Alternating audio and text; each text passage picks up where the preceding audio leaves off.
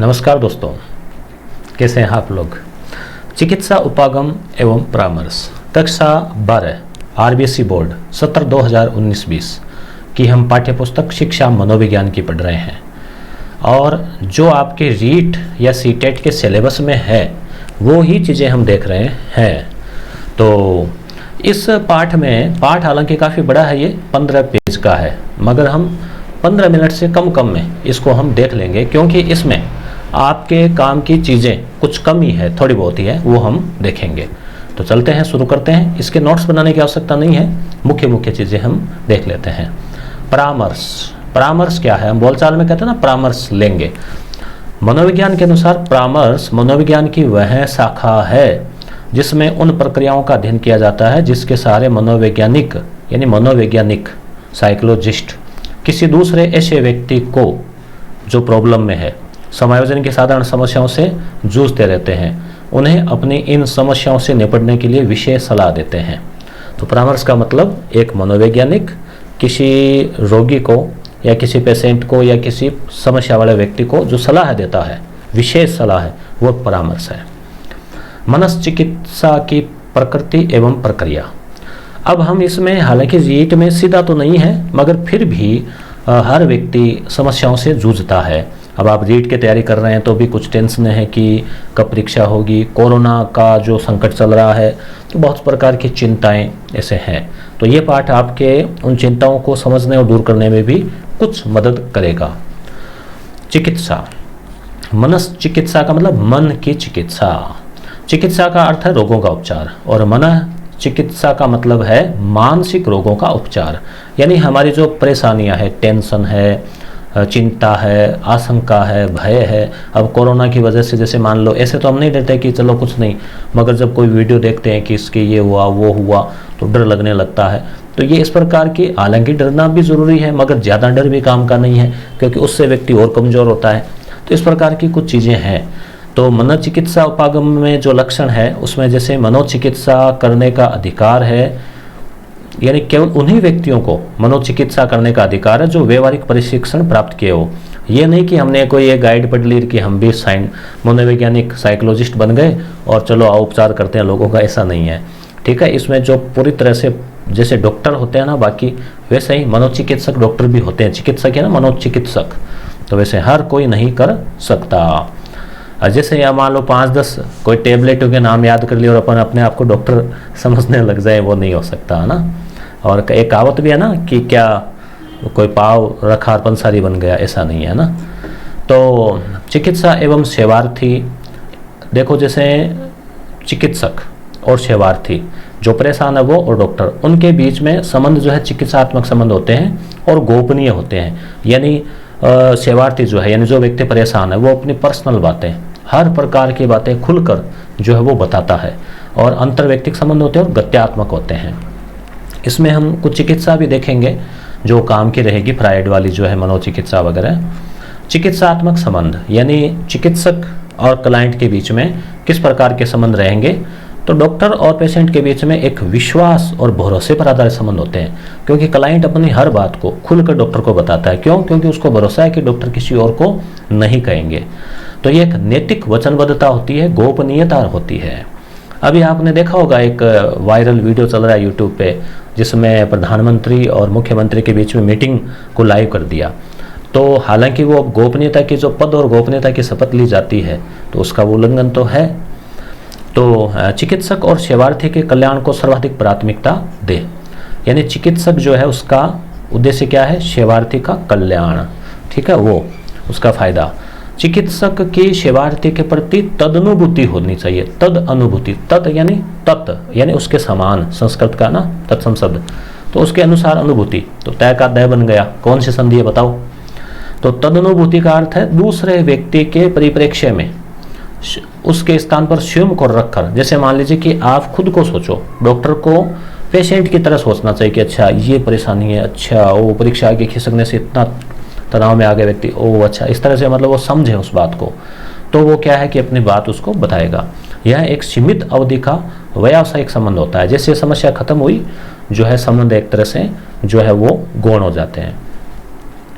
मनोचिकित्सा के प्रकार, तो इसमें हम ज़्यादा तो नहीं देखेंगे, मगर मुख्यतः क्या होता है, किसी भी प्रकार की जो चिकित्साएं है ना, उसमें अपने अचेतन में जो दमित इच्छाएं हैं, जो संघर्ष है, उलझन है, उन्हीं को समझने का प्रयास किया जाता है। अभी बाकी चीज़ें तो अभी रीट में काम की नहीं है, तो इनको आप ज़्यादा मत देखो। भले रीट में जैसे नाम आता है मुक्त साहचर्य विधि, तो मुक्त साहचर्य विधि से क्या होता है, स्वपन विश्लेषण विधि भी इसको कहते हैं, ये फ्राइड वाली है। इससे भी जो साइकोलॉजिस्ट है वो इसको काम में लेते हैं। तो यह एक व्यवहार चिकित्सा है और समायोजित प्रतिक्रियाओं को अपनाना सिखाती है, यानी हमें बताती है कि जो असमायोजित चीज़ें हैं उनको छोड़ो और इनको अपनाओ। इस तरह से ये मुक्त साहचर्य क्या है वो भी अभी हम आगे देखने वाले हैं। तो ये मैं पाठ आपको इसलिए दिखा रहा हूँ ताकि आपको यकीन हो जाए कि बाकी चीज़ें इसमें ये है जो आपके कोर्स में नहीं है, और जो कोर्स में है वो आपको बता देते हैं। मनोगतिक चिकित्सा, मनोगतिक चिकित्सा का प्रतिपादन सिगमंड फ्राइड ने किया। मनोगतिक उपागम अंतः मनोद्वंद्व को मनोवैज्ञानिक विकारों का मुख्य कारण मानता है, यानी हमारे अंदर जो द्वंद्व चलते रहते हैं कि ये करें कि नहीं करें, इस प्रकार के। तो पहला चरण क्या होता है कि अपने अंदर जो द्वंद्व है दमित, उनको बाहर निकालना। अब मुक्त साहचर्य विधि, ये आप व्यक्तित्व को जानने के लिए और के लिए आप देखते हैं। तो मुक्त साहचर्य विधि क्या है? मुक्त का मतलब खुला, साहचर्य का मतलब साथ भी, यानी उसको साथ में रखकर खुला छोड़ दिया। तो ये फ्राइड का मत था, और ये कहता है कि अचेतन में जो अवदमित विचार है उनको बाहर निकलवाए जाते हैं। तो इसमें जो अवदमित सामग्री है अथवा उसके जो संवेग है उनको प्रकट कराने की विधि को ही मुक्त साहचर्य विधि कहते हैं। इसमें क्या होता है कि एक व्यक्ति, मुक्त साहचर्य विधि में एक व्यक्ति या जो रोगी है या जो परेशान व्यक्ति है वो चिकित्सक को वह सब कह सके जो उसके मन में आ रहा है, सारी बातें वो कह दें कि उसके मन में जो कुछ भी आ रहा है, नैतिक अनैतिक सब कुछ, चाहे सेवार्थी के समझ में वह कितना भी व्यक्तिगत दुखदायी और निर्थक ही क्यों न हो, परंतु वह सब चीज़ उसको बता दें। तो इस विधि के द्वारा सेवार्थी अनायास ही अपने अवदमित संवेग अंतर्द्वंद्वों को व्यक्त कर देता है, यानी जो चीज़ें वो किसी को नहीं कह पा रहा उसने अपने डॉक्टर को कह दी, और इससे क्या है कि वह अपने आप को हल्का महसूस करता है कि बस उसका मन की जो भाप है, जो चिंताएं थी वो निकल गई। वह अपने मन की बात दूसरों के साथ बांट लेने से काफ़ी राहत मिलती है। तभी कहते हैं ना कि भाप निकालना। कई लोग होते हैं अपने खास दोस्त ऐसा सोचते हैं कि उसको अपनी पूरी बातें बताएं, या जैसे कोई दुख की बातें बताएं। तभी आप देखते हैं लोग जो है किसी से मिलते हैं तो अगले का चाहे इंटरेस्ट हो या ना हुआ अपनी बात शुरू कर देता है। क्यों? क्योंकि उसके मन में वो इकट्ठा हो रखा है, उसको दमित कर रखे हैं, तो वो बांटना चाहता है। तो ऐसी स्थिति में हमें क्या करना चाहिए? नॉर्मली जैसे एक बच्चों की दृष्टि से देखें कि बच्चे अगर आपके सामने कोई समस्या रखना चाहें, बताना चाहें, उनकी कोई तकलीफ है, तो उसको हमें सुनना चाहिए। सुनने से ही अगले की आधी समस्या जो है वो कम हो जाती है। उसकी जो भाप है, यानी उसका अंदर जो गुस्सा या जो तनाव इकट्ठा हो रखा वो निकल जाता है। या एक सावधानी में रखनी चाहिए, हम कई बार क्या है कि वो ही भावुक होके और सारी बातें अगर बता दें तो उसमें भी रिस्क है। तो पूरा कोई विश्वसनीय जो है वो मित्र हो आपके, या कोई ऐसा कोई रिश्तेदार हो, या कोई ऐसा कोई आपका संबंधी हो, तो उसको आप बता सकते हैं। आपका मतलब जो व्यक्ति परेशान है किसी भी चीज़ को लेके। तो मुक्त साहचर्य विधि की प्रक्रिया क्या होती है? इसमें जो सेवार्थी है उसको एकांत कमरे में, या देखो शब्द भी कितना अच्छा काम में लिया, रोगी काम में नहीं लिया, सेवार्थी काम में लिया है। एकांत कमरे में कुर्सी पर आराम से जो है इस तरह से लेटा दिया जाता है, या फिर बिस्तर पे लेटा दिया जाता है। फिर चिकित्सक क्या उसके पीछे या सिर की ओर बैठता ताकि उसको दिखे नहीं और उसका वो संकोच नहीं करे, और कमरे में धीमी लाइट कर दी जाती है, शांत कर दिया जाता है, और उसको फिर कहते हैं कि स्वतंत्र रूप से वह अपनी बात बोलता जाए, कहता जाए, उसमें कोई व्यवधान अनुभव न हो। तो चिकित्सक इस प्रकार से उसके विचारों को जानता है, फिर उसके अनुसार उसका परामर्श करता है।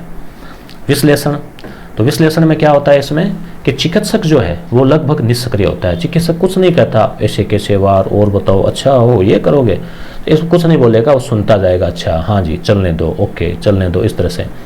फिर इसमें क्या है कि जो सेवार्थी है उसके मुख्य अंतर्द्वंद्व है, उसकी प्रेरणा, उसके संवेग, उनको पहचान कर और सेवार्थी में अंतर्दृष्टि बढ़ाने में सहायता करता है। फिर चिकित्सक उसको बताता है कि ये चीज़ें नैतिक है, इनको अपनाओ, इनको छोड़ो, इस तरह से। और मुख्य है कि उसका जो सेवार्थी है उसका पता चल जाता है उसके व्यक्तित्व का। स्वपन विश्लेषण, तो फ्राइड ने कहा कि जो अपने जो सपने आते हैं ना, उनका भी बहुत महत्व है। आप देखना, परीक्षा के वक्त आपको पेपर में आप लेट पहुंचे, या मान लो परीक्षा आगे खिसक गई, या पेपर हो गया पहुंचे नहीं, ऐसे कुछ थोड़े से सपने आते हैं। कारण क्या है?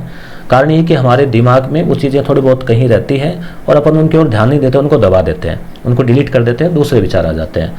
तो इस वजह से क्या होता है कि हमारे वैसे सपने आते हैं। तो हम जिन दिनों जो काम करते हैं या जो हमारे मन में कुछ डर होते हैं, इसी प्रकार के जो अपने को सपने आते हैं, तो उन सपनों का जिक्र करवाया जाता है मनोचिकित्सक के द्वारा सेवार्थी से, और उन सपनों के टुकड़ों को जोड़कर वो एक तरह से पूरी स्टोरी समझने का प्रयास करता है।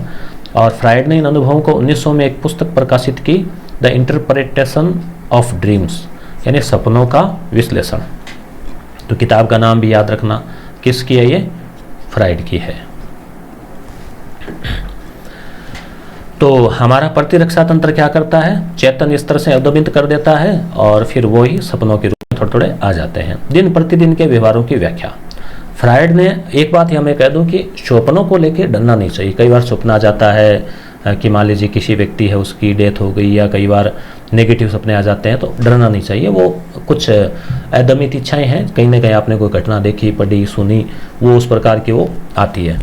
तो फ्राइड ने एक पुस्तक और, the psychopathology of everyday life, ये भी ध्यान रखना, इसके लेखक भी कौन है? फ्राइड है।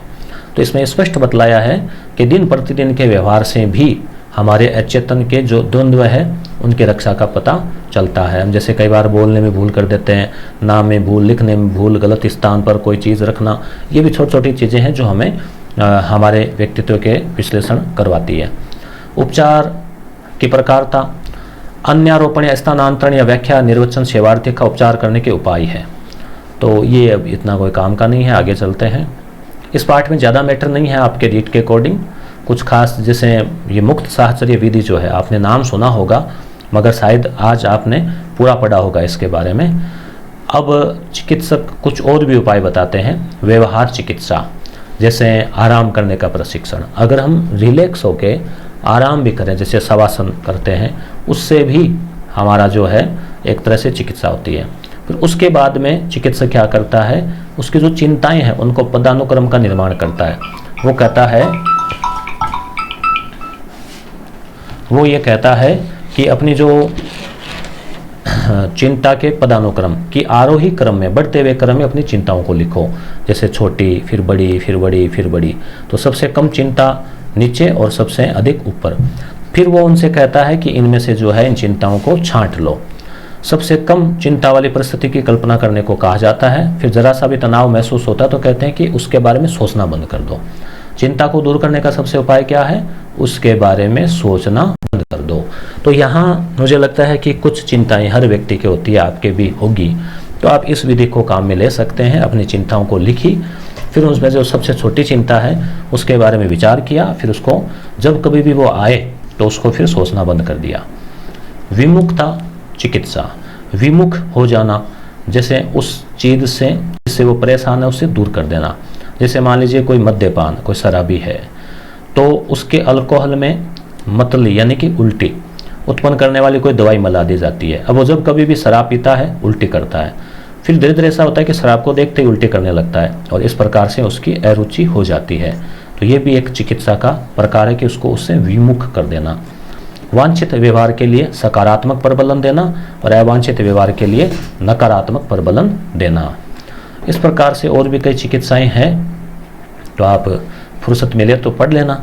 बाकी रीड के अकॉर्डिंग एक संज्ञानात्मक नाम आता है बार बार। संज्ञान का मतलब हो गया विश्वास, स्कीमा, प्याजे क्या याद होगा आपको, आत्म कथन, समस्या समाधान आदि।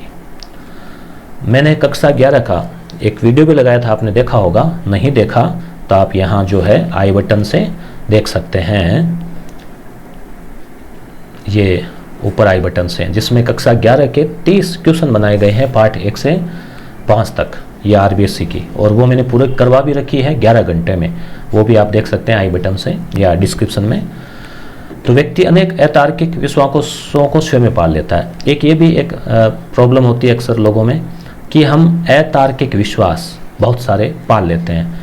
जैसे एक दिन हमने उदाहरण दिया था कि कोई व्यक्ति जा रहा है और 2 लोग हंसे तो उसको लगा कि मेरे ऊपर हंस रहे हैं। तो इस प्रकार के अतार्किक, तो अतार्किक विश्वास पर खरा न उतर सकने के कारण व्यक्ति दुखी, निराश, भयावह, तनावग्रस्त हो जाता है। और इसके अलावा हम बात करें मनचाहा अनुमान। कुछ ये भी समस्याएं आती है कि व्यक्ति कोई यह विचार करता है कि वह बेकार है। जैसे मान लो उसने अमुक पार्टी में, किसी विवाह में, किसी फंक्शन में नहीं बुलाया, इसका मतलब उसकी खुद की कमी है, उसको याद नहीं किया वह है कि ये काम का नहीं है।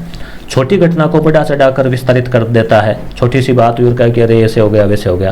तो ये सब चीज़ें भी एक प्रकार से क्या है, ये संज्ञानात्मक जो है वो संज्ञानात्मक समस्याएं हैं, उनको मनोचिकित्सक उनको दूर करता है। संज्ञानात्मक प्रक्रियाएं प्रतिमान, चिंतन, कल्पना आदि है। तो जो चीज़ें इसमें खास थी पाठ में उनको मैंने हाईलाइट कर दिया है।